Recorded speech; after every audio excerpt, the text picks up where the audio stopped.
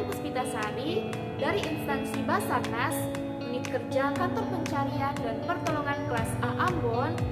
Jabatan saya adalah Pranata Pencarian dan Pertolongan Pemula atau Rescuer peserta Latsar 2025 Angkatan 27 Kelompok 1. Nah, pada video saya ini, saya ingin berbagi tentang pengalaman belajar saya di hari kedua tentang agenda 3, yaitu Manajemen ASN dan Smart ASN yang diberikan oleh Pak Agustinus Setiawan.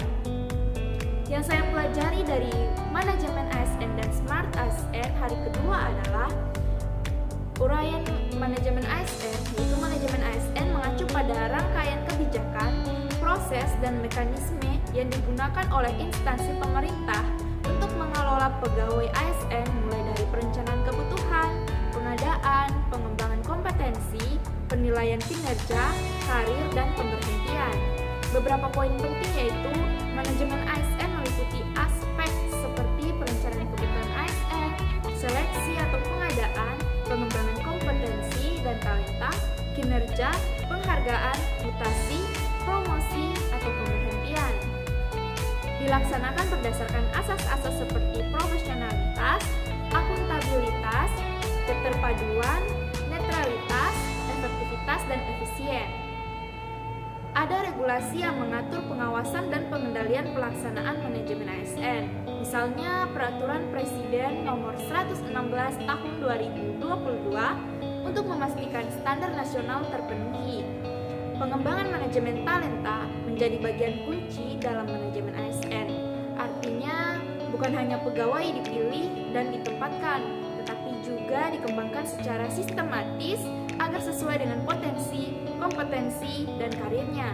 Pemaknaan saya, manajemen ASN bagi saya bukan sekedar mengurus pegawai atau mengisi jabatan, tetapi sebuah kerangka strategis yang memastikan bahwa setiap ASN memiliki kemampuan atau kompetensi yang sesuai dengan tugasnya, ditempatkan di posisi yang tepat, tidak mubazir atau overqualified atau underqualified.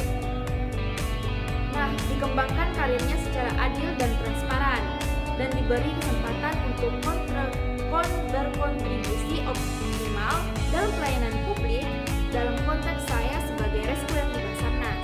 Manajemen ASN berarti bahwa saya dan rekan tim harus didukung oleh sistem yang menyiapkan kita untuk tugas penyelamatan secara optimal, mulai dari pelatihan, rotasi tugas, evaluasi kinerja, sehingga penghargaan jika bekerja baik.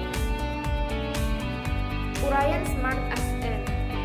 Smart ASN adalah visi dan profil calon ASN ideal di era digital dan perubahan cepat atau disrupsi yang dicanangkan dalam kerangka reformasi birokrasi dan transformasi digital. Nah, beberapa karakteristik Smart ASN yaitu memiliki integritas tinggi, orientasi pelayanan publik, adaptif terhadap perubahan, berjiwa wirausaha, dan berjejaring luas. Nah, menguasai teknologi informasi dan komunikasi, mampu menggunakan data atau informasi digital, serta memiliki kemampuan bahasa asing dan wawasan global, berorientasi pada hasil dan memiliki mentalitas atau berubah cepat dalam menghadapi tantangan baru birokrasi, termasuk di era industri 4.0 dan pemerintahan digital. Mendukung terciptanya tata kelola pemerintahan yang cerdas, efektif, efisien, responsif, dan berorientasi pelayanan.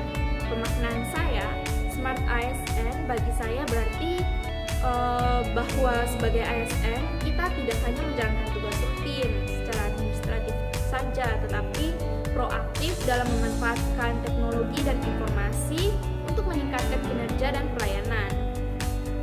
Kemudian adaptif terhadap perubahan lingkungan, misalnya teknologi baru, metode kerja baru, situasi darurat, sehingga tidak tertinggal.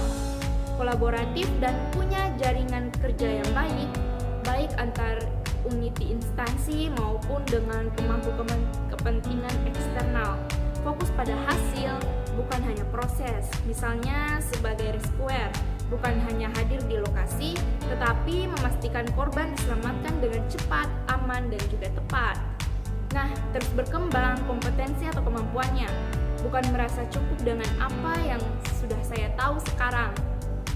Keterkaitannya antara manajemen ASN dan Smart ASN yaitu manajemen ASN yang baik adalah fondasi untuk mewujudkan Smart ASN tanpa manajemen yang tertata, seleksi, pengembangan kompetensi, penempatan yang tepat, evaluasi yang objektif, maka sulit bagi ASN untuk berkembang menjadi Smart ASN. Sebaliknya, bila banyak ASN yang sudah profil smart atau adaptif digital savvy, berorientasi hasil, maka manajemen ASN menjadi lebih efektif dalam mendukung birokrasi modern dan pelayanan publik yang baik. Contoh hubungan konkretnya yaitu, jika instansi memiliki sistem manajemen talenta yang baik, akan dapat menempatkan rescuer yang punya kompetensi tinggi di posisi yang paling dibutuhkan. Misalnya SAR laut versus SAR darat gitu ya. Kemudian ASN tersebut menjadi bagian dari Smart ASN karena posisinya sesuai, kemampuan dikembangkan, dan diberi ruang untuk berinovasi.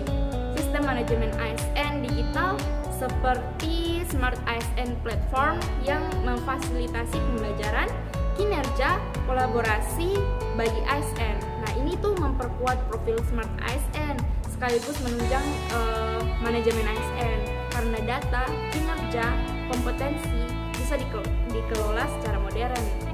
Reformasi manajemen ASN supaya lebih transparan, akuntabel, berbasis merit atau nilai kompetensi bukan hanya senioritas atau relasi, adalah syarat agar Smart ASN bisa muncul dan berkembang. Nah, sekian video dari saya. Semoga apa yang saya sampaikan pada pengalaman belajar saya ini bisa bermanfaat bagi banyak orang yang telah menonton video ini. Terima kasih telah meluangkan waktunya untuk menonton video saya. Wassalamualaikum warahmatullahi wabarakatuh. Sampai berjumpa lagi pada video-video berikutnya. Bye-bye.